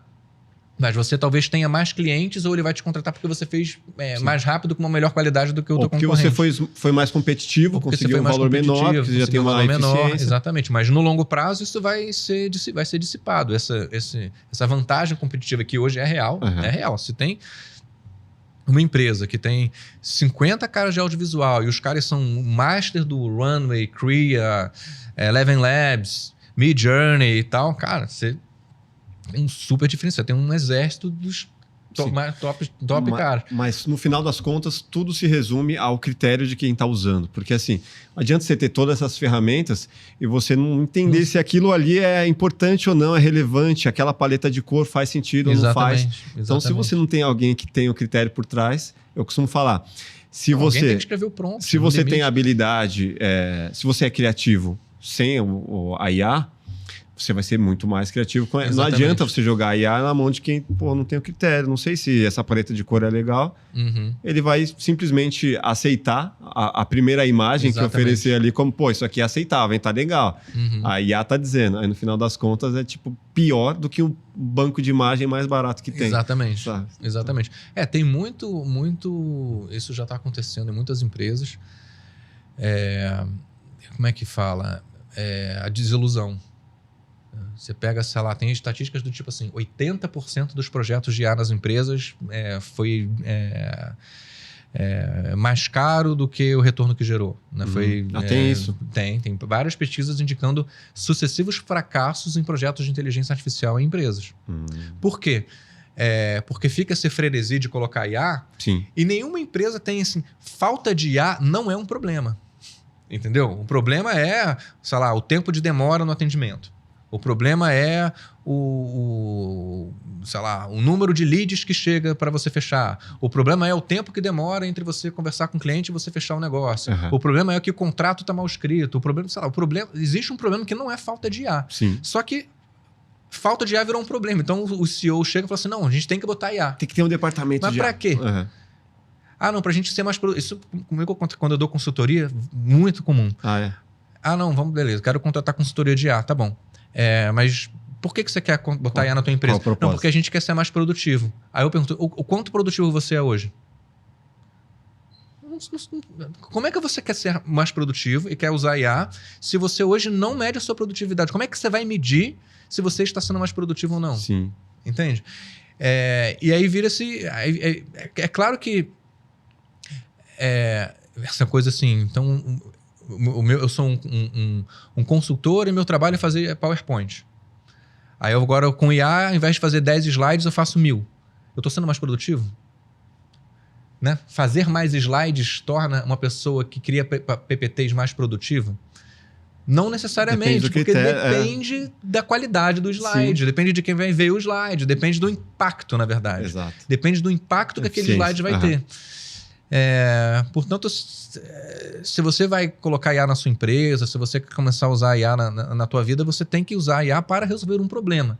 Eu preciso fazer o meu roteiro de viagem para a Áustria e eu não vou usar IA, porque eu tenho esse problema, eu não quero ter que ficar entrando em 1000 sites e não sei o quê. A IA resolve para mim. Faça um roteiro para a Áustria, considerando que eu gosto de natureza, museu, não sei o que. Ela gera o roteiro para mim, a partir de um problema. O meu problema não era a falta de IA. Então, na hora de você usar a IA, pensa num problema que você tem e aí você busca a IA para resolver ele. A falta de IA não é um problema. E ela te gera outros problemas. Eu vou te dar um exemplo aqui. Toda solução traz novos problemas. Recentemente a gente pegou... Vamos fazer um vídeo que tinha um roteiro que precisava de personagens animados. Primeiro que ela já não entrega personagens com alfa. Eu tinha que fazer no fundo verde para depois recortar. Era um problema. Mas aí o que eu consegui? Eu consegui substituir uma equipe de criação de personagens e de animação. Assumi essa... Vou fazer os personagens, fui lá, criei os conceitos, vou animar, usei o Kling, Midjourney, fui usando quais eram os melhores. Só que aí, durante uma boa parte do processo, eu não conseguia nenhum prompt que os personagens não mexessem a boca. Eles precisavam estar em silêncio. E todos ficavam abrindo a boca. E eu, puta que saco, não consigo. E eu colocava os negative prompts lá para não abrir a boca e mudava o prompt e usava todos. E eles sempre estavam falando. Então, assim, eu achei uma solução, só que em determinado momento era uma solução com um problema. Sim. Que aí que eu tive que usar um recurso tradicional de ir lá na rotoscopia e fazer os personagens de boca fechada. Então, assim, se eu não tivesse essa habilidade de composição e saber fazer com que o processo de animação tradicional para fechar a boca do personagem, eu não teria entregue no prazo e teria sido um tiro no pé essa economia de não ter essa equipe. Então, é que uma você solução... conhece muito bem o problema, né? Que você precisa resolver. Então, por eu ter o conhecimento das ferramentas tradicionais para fazer, eu consegui usar a IA, mas uma pequena parte do processo ainda foi da forma tradicional, quase um frame a frame ali. Então, eu fico imaginando isso numa escala de vários outros problemas de grandes empresas. E tudo. Exatamente. Para atendimento, por exemplo, né? Muitas empresas agora começaram a ter atendimento que é uma IA, né? O call center. Um chatbot. Chatbot, né? Mas tem certos atendimentos que a IA não resolve. Sim. Quero falar com o ser humano. Só você deixa vai passar para o ser humano. O cliente mais enfurecido. Mas tem certos atendimentos que a IA resolve, mas não resolve tudo. E machine learning. É aquela coisa, o mundo não é determinístico. Então vai ter sempre algum caso que nunca apareceu antes que alguém vai ter que decidir o que fazer. Nem é certo ou errado de novo. Como é que nós lidamos com esse problema? Sim. Independente do que... Saberemos se está certo ou errado ao longo do tempo, mas antes a gente não sabe. Então alguém tem que tomar a decisão, né? E a decisão é sempre de uma pessoa, né? Nesse caso. Como é que nós vamos resolver esse problema que a IA trouxe? Você é o responsável pela empresa ou pela área, você vai tomar... Pela entrega, você vai tomar a decisão. É o seu que está na reta, né? E tem uma outra coisa da IA que eu sinto muito na hora de fazer texto, assim. Que é como se... Eu consigo identificar os textos de IA. Chega num limite, sabe? Eu só assim, faz um texto sobre, sei lá, um paralelo entre o audiovisual e a indústria bélica, sei lá, fazer uma coisa assim, né? Duas coisas que não tem muito a ver a princípio. Aí ele faz o texto. Aí, não, eu quero que seja mais histórico, coloca mais coisas históricas, aí ele coloca mais coisas históricas. Não, agora eu quero que você coloque mais estatística, aí ele vai e coloca mais estatística. Não, agora sim, aquele terceiro parágrafo ali, eu queria que você, tá com muita frase, reduz, aí ele vai lá e reduz. Não, mas aí naquela segunda frase do quarto parágrafo eu não gostei daquela cara, põe no Word e lapida. Então é como se, para mim, assim, a inteligência artificial ela ajuda você a fazer assim, uma pesquisa, né? Ela me ajuda a organizar a pesquisa, a fazer uma espécie de rascunho, que nem é exatamente um rascunho, mas ela me ajuda a organizar ali as coisas. E depois é isso, é botar lá no tradicional, no Photoshop, no Word, que seja, e você terminar o trabalho. Sim. Eu ganhei tempo. Ela me ajudou, me deu insights e tal, mas no final das contas eu tenho que... No caso de escrever, eu já escrevia antes. Por que eu consigo escrever, mesmo usando IA, os textos que eu escrevo tem mais visualização do que tem quem escreve com IA? Porque antes de IA eu já escrevia. Sim. Então eu sei... Eu tenho visão crítica, é uma outra habilidade super importante. Eu leio o que a IA me dá, eu acho que era o Carlos Drummond de Andrade que dizia isso, que escrever é arte de cortar a palavra. Assim então, como a edição. É uma edição. A arte de cortar vídeo. Exatamente. Exatamente. Eu sei, essa frase aqui não tá legal, então vou trocar a palavra, vou cortar essa frase. Sim, vou inverter a ordem. Exatamente. Vou colocar uma história. Muitas vezes eu escrevo sobre histórias pessoais que aconteceram comigo, então que a IA nem sabe, nem teria como saber, porque não tava nem digital, né? E aí é isso que eu tô falando do limite. Chega um ponto que não adianta mais o prompt. Eu preciso ser tão cirúrgico no ajuste que eu tenho que fazer, que é melhor eu ir fazer, entendeu? Do jeito tradicional. É como se eu precisasse da pinça ali para... E quando você vai em muitos pedidos, aí ele atende e aí ele tira o seu primeiro pedido. Exatamente. Ela perde o contexto, ela não tem um contexto. Uma loucura. E eu acho que isso vale para o audiovisual, para música, para vídeo e para texto. Essa questão da precisão. Chega um ponto... Para mim é muito nítido, assim, cara, eu não tenho mais como extrair. Esse texto aqui, a IA não vai conseguir mais melhorar.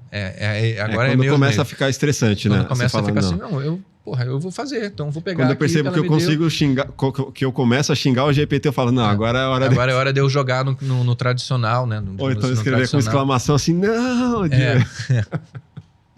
Ó, tem umas perguntas rápidas aqui. A quantidade de ferramentas no mercado criativo está nos deixando mais ousados ou mais preguiçosos para produzir? Eu acho que mais ousados. Ousados. Mais ousados. E eu acho que é mais trabalhoso porque você tem que aprender a usar essas ferramentas, né? E é isso que a gente estava falando. Não necessariamente a ferramenta vai te entregar a coisa pronta, né? Você, além de continuar tendo que saber usar o que você já sabia antes, você precisa aprender a usar uma coisa nova que não existia antes. Sim. Então ela dá mais trabalho. Não menos trabalho, necessariamente. Uhum. Você consegue fazer mais, mas você tem que aprender mais e você vai ter que ter mais trabalho também. Eu acho que o esforço intelectual é maior. Favorece o aprendizado, no final das contas. Sem dúvida. Uhum. A capacidade de aprender, isso é até também um clichê, né? Aprender, desaprender, aprender continuamente, o lifelong learning. Uhum. É isso. A IA, ela é a prova disso. Você vai precisar, e toda semana vai ter um modelo novo, vai ter uma funcionalidade nova. Putz. Dá até preguiça às vezes, né? Você fala, vou aprender isso aí que acabou de sair. Por isso que é importante. Que é a revolução, mas daqui a semana que vem tem outra revolução, cara. Mas, ao mesmo tempo, se você não aprendeu, o teu concorrente está aprendendo. E é isso. Vivemos num mundo capitalista, é competição. Se você não aprender, Então, você precisa... Por isso que... Aí, de novo, falando lá do MBA, dos cursos, assim, é um atalho, né? Por que o pessoal gosta do nosso MBA? Porque, cara, eu passo 8, 10 horas por dia testando todo tipo de ferramenta de IA, falando sobre IA, vendo o que deu certo, o que não deu certo. Então, eu chego lá no MBA, no curso, cara, você já tem o filtro. Sim. Né? Você quer estar atualizado, você já está lá, tem no mesmo formato, você já sabe como aprende, você tem já sabe que aquela ferramenta é segura, já sabe quem é que está por trás da ferramenta.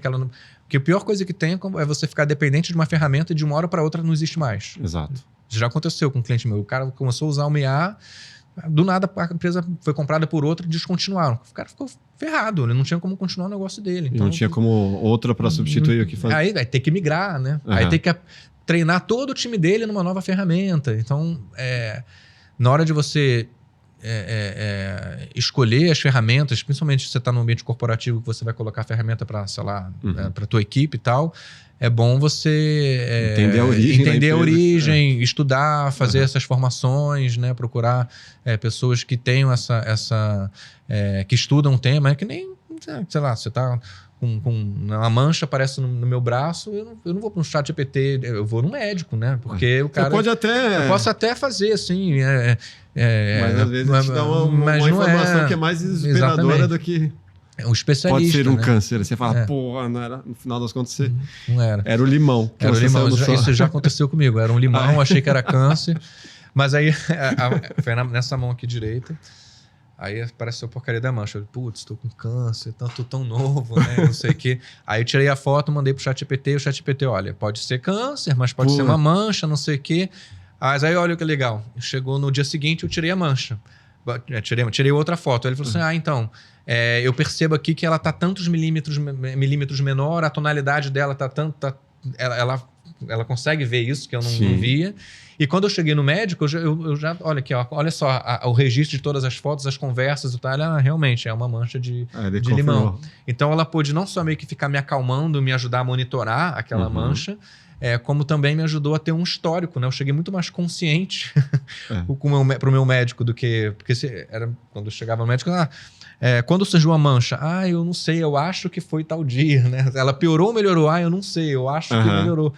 E gera uma consciência. Você vai se tornando mais consciente e sei lá, eu não encho mais tanto o saco do médico, né? Eu fico falando ali com a IA. Já fiz isso com um calo que surgiu no pé da minha filha, já com problema no carro também, de botar, escuta o barulho.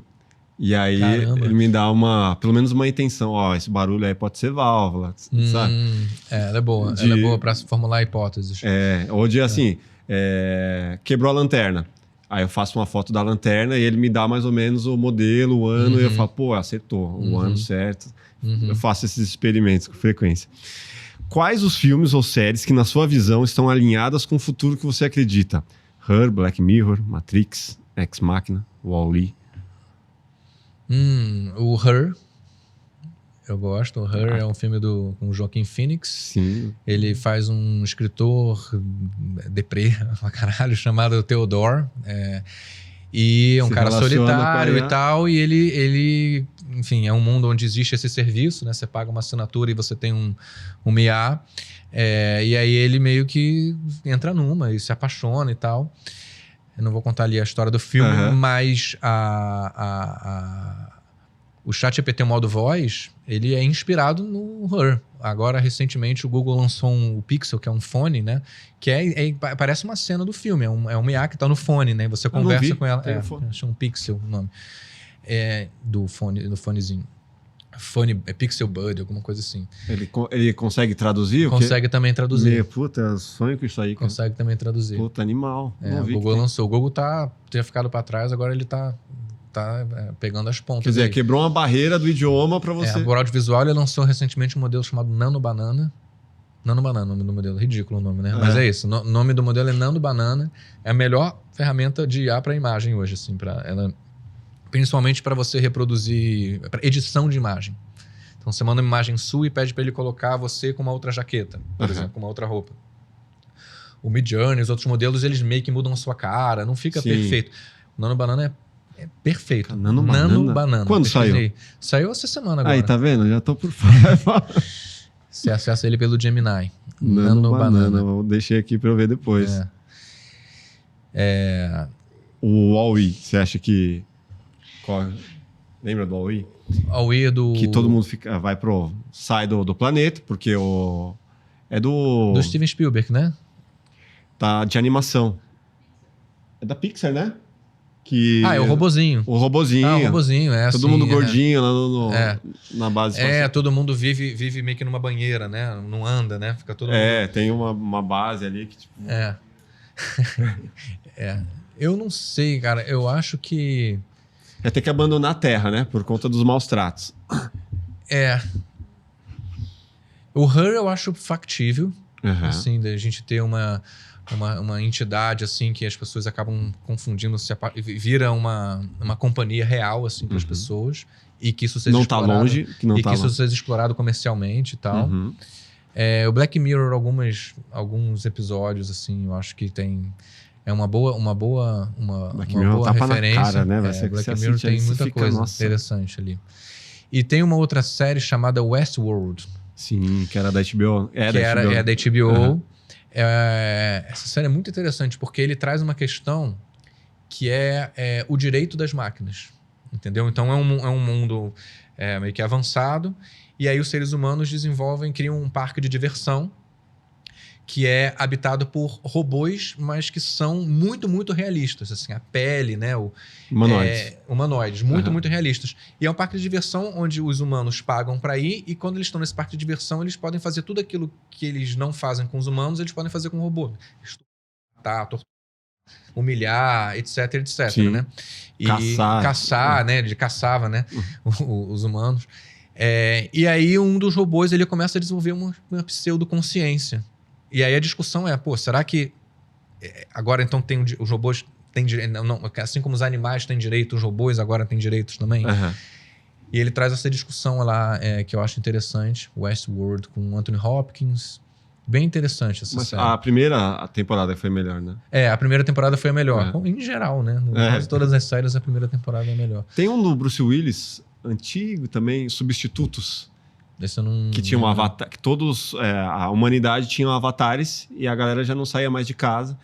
E aí tinha o seu humanoide, e aí tinha uma divisão social que você tem mais grana, você tinha um humanoide bem legal que ia lá, trabalhava para você, e a galera começava a vegetar em casa por conta de não sair mais.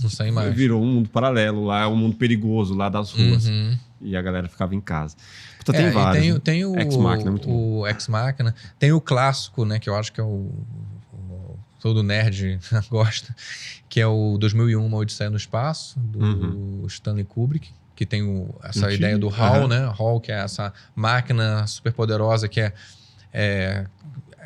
não aceita ser desligada e começa a controlar o ser humano também. Normalmente é assim, né? A máquina que ainda mais filme pega o Eu Robô lá, aí vai dominar. É o alienígena, né? O inimigo e tal. O 2001 é um clássico. Ó, qual é a teoria mais bizarra que você costuma ouvir sobre IA? Essa é uma boa pergunta.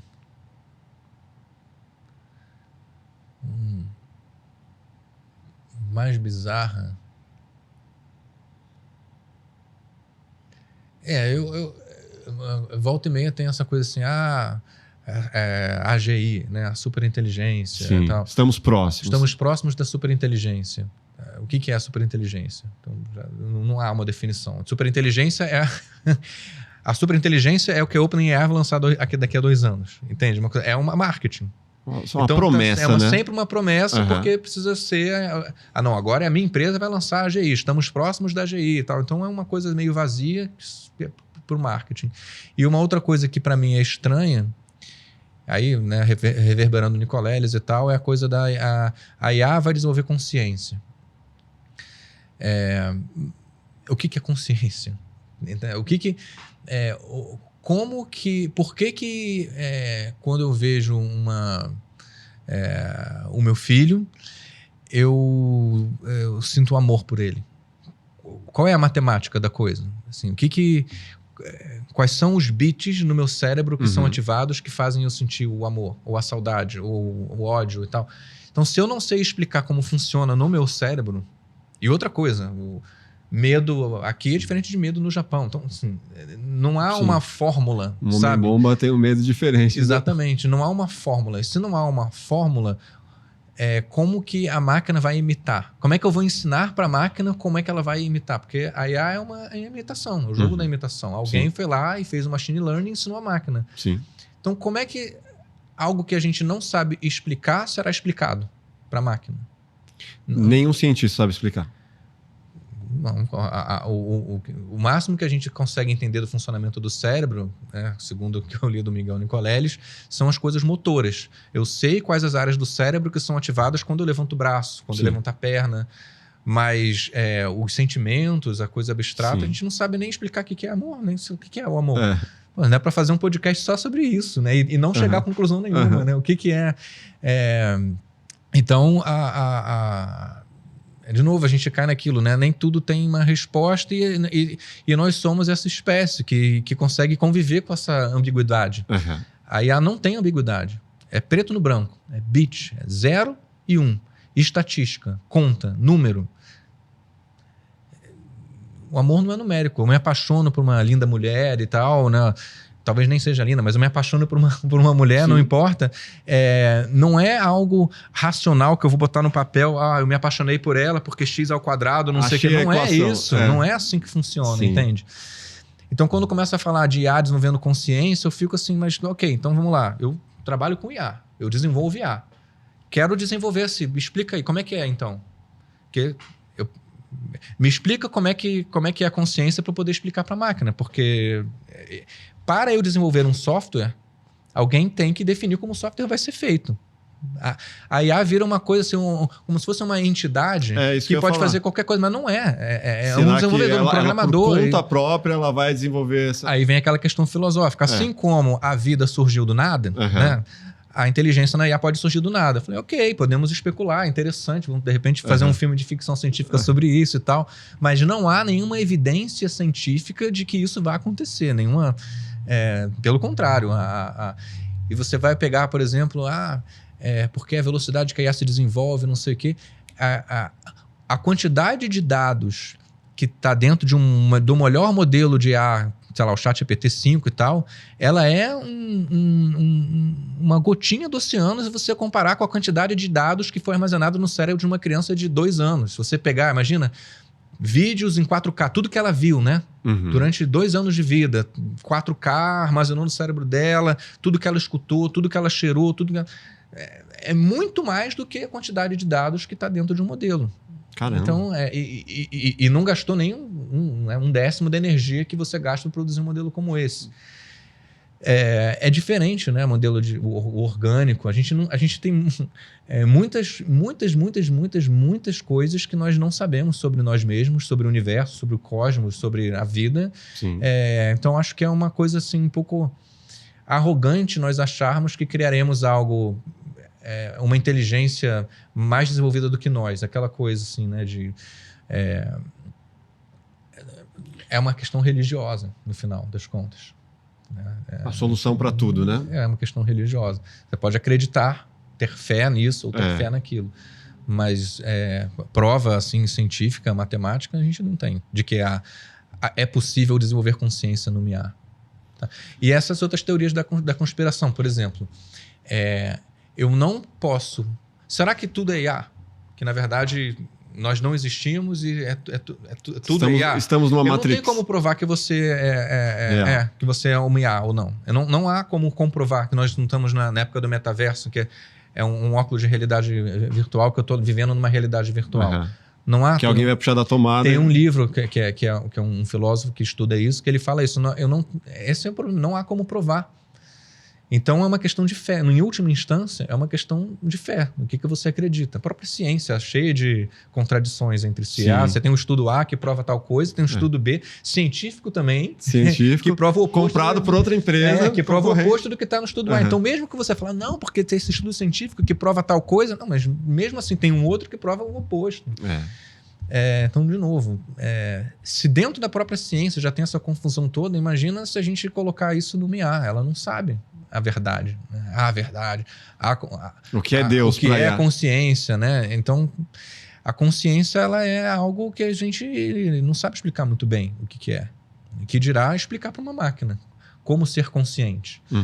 Eu me lembro quando eu estudava sociologia, os meus professores ficavam irritados com essa coisa assim, voto consciente, né? Tinha essa coisa, não, vote consciente. O que é votar não consciente? Aí bêbado votar? O que é? Né? O que é o voto consciente? Sim. Então é essa coisa, a gente não sabe explicar o que é consciência. Como é que a gente vai querer que... Vai ter a arrogância de achar que vamos criar uma máquina consciente se nós próprios não sabemos, se nós somos conscientes, entendeu? Nem sabemos, sabemos porque a gente está aqui, né? A gente acha que está, né? A gente tem uma coisa que a gente sempre faz em todos os episódios. Eu aprendi em meio à psicologia, que é um lance que chama curtograma. Curtograma é o quê? É você categorizar o que você gosta e o que você não gosta de fazer. Eu te pergunto hoje, o que você gosta de fazer e faz com frequência? Andar. Caminhadas? Caminhar na rua. Eu gosto de caminhar na rua. Mas isso faz parte do seu dia a dia? Faz parte. Do seu treino, por exemplo? Não. Eu gosto de caminhar, por exemplo. Gosto muito de levar meu filho na escola, andando. É perto perto. Ele tá mudando de escola agora. Eu me mudo para um lugar que seja suficientemente perto da escola, mas que proporcione uma caminhada. Sim, uns 2 quilômetros ali. Que eu fique ali, dê para ficar uma meia hora entre levar e tal. Eu gosto muito de caminhar com ele, assim, especificamente, andando com ele, conversando, observando o pássaro, as flores. Lá em Portugal, né, na Europa, a questão do verão, inverno, outono, primavera, é muito sensível, né? Aqui eu sou cara, né, vivia no Rio de Janeiro, era sempre verão, né? E lá não, lá agora a gente está chegando lá, as flores começam a ficar amareladas, começam a cair, né? Você vai sentindo, mais definido, fico mais consciente do ambiente. Aí eu vou conversando com ele sobre isso, tá chegando no outono, as flores estão caindo, no inverno aquela árvore seca, aquela depressão.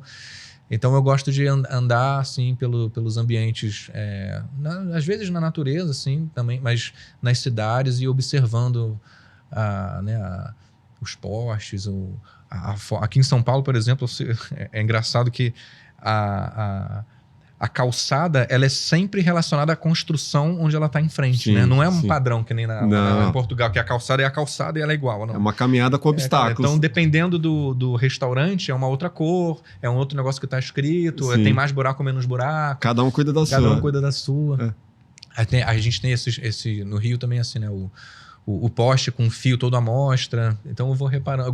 É uma coisa que eu gosto de fazer, observar, fazer essas caminhadas observando, como se oxigenasse, sabe? Uhum. Fico às vezes muito tempo ali no computador, né? Que eu trabalho muito no computador. Então eu gosto de fazer essas caminhadas observando.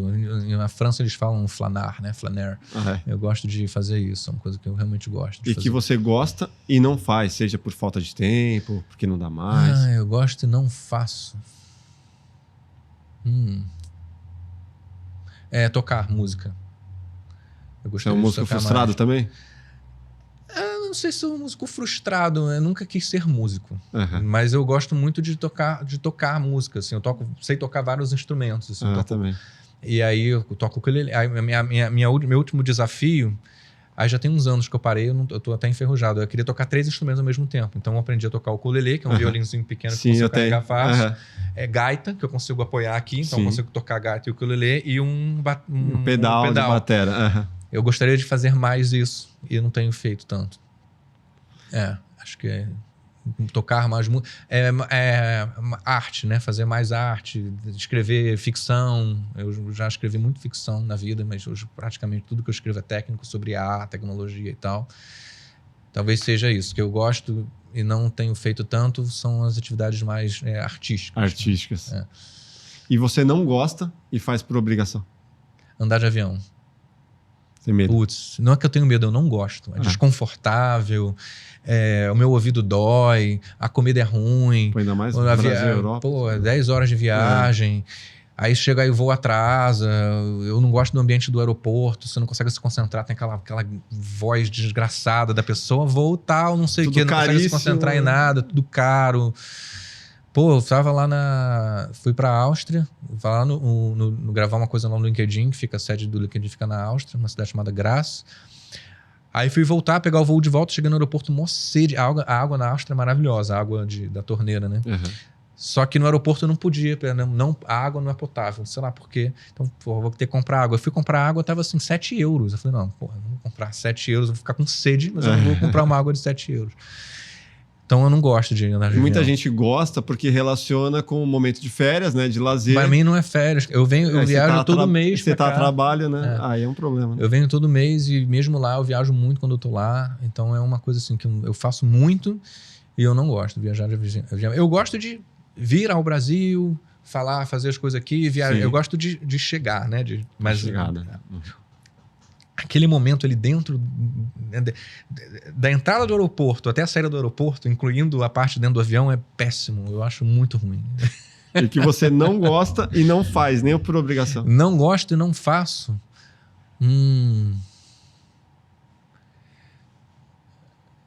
Não gosto e não faço.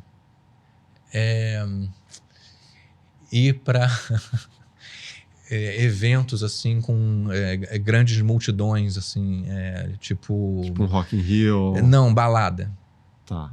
Nunca gostei de balada. Pra mim era eu era adolescente, eu meio que tinha que ir. E aí tem aquela pressão, né, de chegar, né? A gente fala no Rio, a gente fala, vai chegar, né, de chegar. Putz, aí tinha que gritar, né, com a pessoa para conseguir, né? E aquela não dou bem, não faço. Né? Fiz ali durante uns anos, porque meio que era, né, para me tomar com os meus amigos, era a única opção, não tinha Instagram, né? Eu não trabalhava para conhecer as pessoas, assim, era a única forma de conhecer gente nova, era ali a balada. No Rio a gente chamava de night, nem sei. Entrega a idade, hein?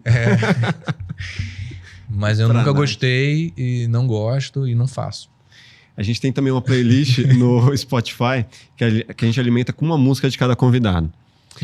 Qual que você poderia dizer que é a música dos seus sonhos, a música que tem aí uma memória afetiva, algo que te traga boas lembranças? Ou não? Tem uma música... Uma só? Uma só. A música da sua vida. Então, não é pelo título da música. Tá. É pela melodia da música e por essa música ter feito eu aprender gaita. Eu gosto muito de gaita por conta dessa música. É uma música da Belle Sebastian e se chama Fuck This Shit. É o nome da música. E quando eu ouvi essa música, eu falei, caramba, eu quero muito aprender gaita pra tocar essa música. Puta, gaita. E é muito legal a melodia da música. Depois vocês escutem aí, vocês vão entender. Tem no Spotify, né? Tem no Spotify. Fuck the shit, Belle Sebastian. E uma outra, né, só pode uma, mas vou citar outra, que é a do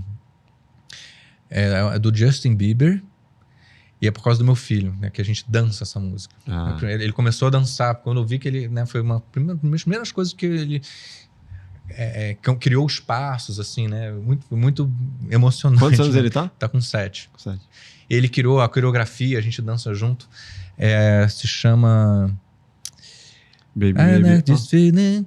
Na, na, na, na. I got a feeling inside my bones. Inside my bones. I can't stop the feeling. Mas não é Justin Bieber. Não? Eu achava que era. É o outro, é o ator. Como que é o nome dele? É o Justin Timberlake. Justin Timberlake, exatamente. Pra mim é que parecido. É do filme. Do filme, Então essas duas eu colocaria. Uma por causa dele. E as músicas que eu fiz com o Iá. Eu fiz uma música com o Iá junto com ele. Ele uma vez foi pra... Tava ali trabalhando, né, no computador, aí toca o telefone. Escola. Escola do filho, né? Separa tudo pra atender. Desespero. Essa é a palavra, desespero. Não, alô? Aí a professora... pois então, Miguel, português, né? Pois o Joaquim está aqui com a gritar e com a mão na barriga, chamando pelo pai, blá, blá, blá. Falei, putz, vou aí, né? Desliguei correndo pra escola. Aí cheguei lá Caminhada, na escola... correndo, foi corrida esse dia. Nem olhei o que estava acontecendo. Aí cheguei lá, ele tava, com a mão na barriga, dor, gritando mesmo. Aí a gente começou a andar, né, pra voltar pra casa, aí lá pelas tantas... Um barulhinho de peido, né? De pum. Saiu um punzinho. Aí eu falei, Joaquim, saiu um punzinho. Aí ele falou assim, e a barriguinha melhorou. Aí a gente chegou em casa, eu fui ali com a Iá, a gente criou uma música chamada A Barriguinha do Joca, do Joaquim. E é a música, a barriga do Joca estava a doer na escola. Aí conta a história, aí veio um punzinho e a barriguinha melhorou. Aí adorou a música e virou hit lá em casa, assim. Ele começou a cantar, aí ele levou pra escola, a música começou a cantar na escola, aí a professora, pô, que música é essa, não sei o quê. Não, o papai fez com não sei o quê. Aí eu fui na escola apresentar, aí todo mundo começou a gostar da música. Caramba! A barriguinha do Joca. Fez o hit da escola. Fez o hit da escola. Então é uma música que não tá no Spotify, não tá em lugar nenhum. Já fez a animação da música? Pensei em fazer uma animação. Aí eu fiz várias. Depois a gente começou a fazer várias. Os sonhos dele e tal. Então eu não toco mais instrumento, mas pelo menos eu faço as músicas com a Iá. O Suno. Que era a dica aí. Suno pra fazer música. Muito bom. Agora a Lenve Labs está fazendo também, mas o Suno foi a primeira. Então, já que você pediu uma música, eu dei 3. Mas pelo menos uma não existe. Maravilha, cara, obrigado, mano. Papo sensacional. Obrigado. Só tenho a agradecer. Deixe suas redes para quem não te segue ainda. Inventor Miguel, você for lá em todas elas, é Inventor Miguel. Estou no Instagram, no TikTok, LinkedIn, YouTube, X. Acho que só. Tem um sonho não realizado aí que você pensa para os próximos anos? Um sonho não realizado, eu gostaria de, tipo assim, fazer passar um fim de semana em Marte com meu filho, uma coisa assim, sabe? Talvez nunca realize, mas um negócio assim. Uma viagem espacial. Uma viagem espacial. Quem sabe, né? Tirando a questão da barreira do investimento, né? Pois é. Mas já existe, né? Já inclusive, existe. Eu trouxe uma aqui. Mas não para Marte. Não pra Marte. Só sai e volta. O meu negócio é assim, ir para outro planeta, entendeu? Tá. Isso deve ser muito maneiro, cara, ir para outro planeta. Imagina. Pô. Surreal. Pô, maneiro. Bom demais, obrigado. Obrigado a você, valeu. Obrigadão. E obrigado a você que está aqui até agora. Se inscreva no nosso canal, deixe seu like, deixe seus comentários e até o próximo Plugado Podcast. Grande abraço. Valeu.